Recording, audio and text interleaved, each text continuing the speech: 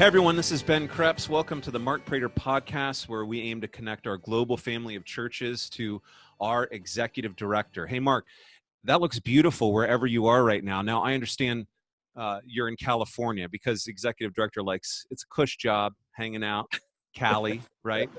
Yeah. What are you doing in California? It's January in Pennsylvania, so I thought I should be here. What are you doing there? I'm in California because I'm spending time with this guy, Eric Trebetsky. And I think most of you know, Eric is our director of communications. That's a non-leadership team director role. And so I don't get as much time with those guys as I do with the guys on the leadership team. So I try to get with them once or twice a year, not to really tell them what to do. The way I kind of just lead is I'm not a micromanager.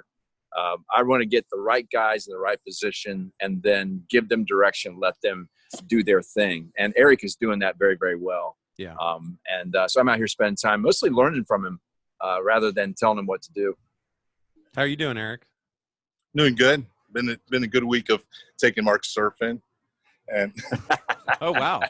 No, Mark's right. He's not a micromanager, but it is really encouraging to get a drop in even in the middle of January from Mark and just spend time with my wife and spend time with our team and just care for us and just really encouraging. Spend time with Mark.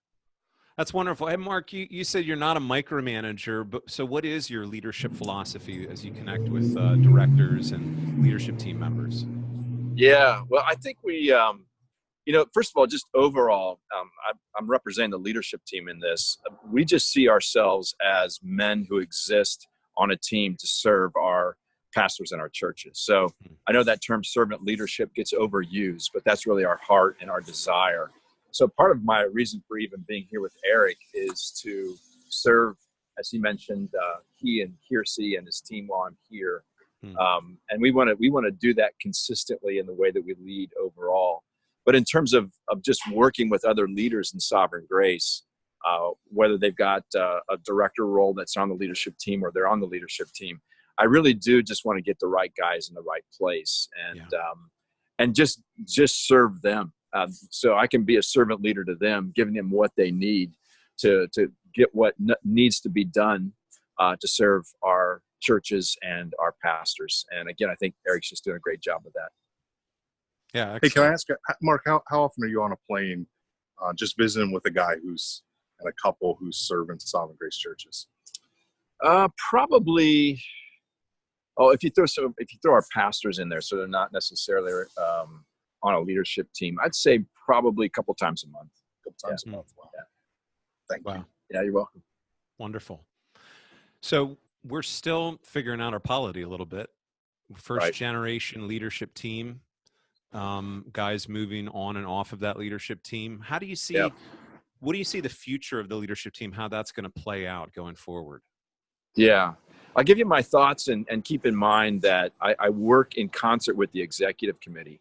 So these thoughts that I'm going to give you, the executive committee would need to really approve and agree with because they have the authority to assemble and to determine who's on the leadership team and who might go off the leadership team.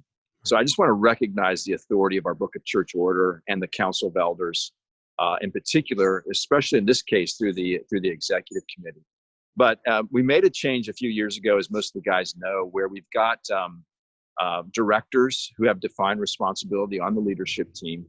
And then we also have directors who are not on the leadership team. So our decision a couple of years ago for Bob to step off of the leadership team, even though he remains the director of Sovereign Grace Music, I think was a really strategic decision because he's just flourishing in that role where he can focus on Sovereign Grace Music. So as I think about the future, I think that the leadership team will have directors that will have a defined responsibility, like a director of theology that Jeff has. But I think we're going to begin to add on guys who've got some defined responsibility, but they may not have a complete sort of department responsibility. Yeah. And their role is to be a strategic thinker and a strategic leader, a strategist in that sense. I think that will help us move forward in mission, is to get the right strategic leaders on our team as well. So I think that's probably our next step if the executive committee agrees with that. Yeah. So how do you think about evaluating, identifying men to be part of that leadership going forward? So you're asking, like, how would I identify who should be on the leadership team? That's right. So it's probably has something to do with tithing directly to you as part Right. of it, right? Right. Exactly. Of course, that's at the top of my list, obviously. Now, I'm really looking for guys as I get to know them. And I think the context of this really plays out more relationally than anything else. But as I spend time around our pastors and I'm watching them lead their church, or I'm watching them bring initiative and leadership within their region, there are just certain guys that seem to me to think strategically. Yeah. And they bring a strategic, I would say pastoral leadership is might be the way I define the leadership they bring, in a way that seems to stand out. And those are the guys I try to get to know a little bit more and spend time with to see if they potentially could could potentially serve on a leadership team. Yeah. So in the past, we were an apostolic movement, and now we are not. But we still believe in the function of apostle, small a. Right. So does that function in your thinking as well as you're considering guys? It does. Yeah, it does.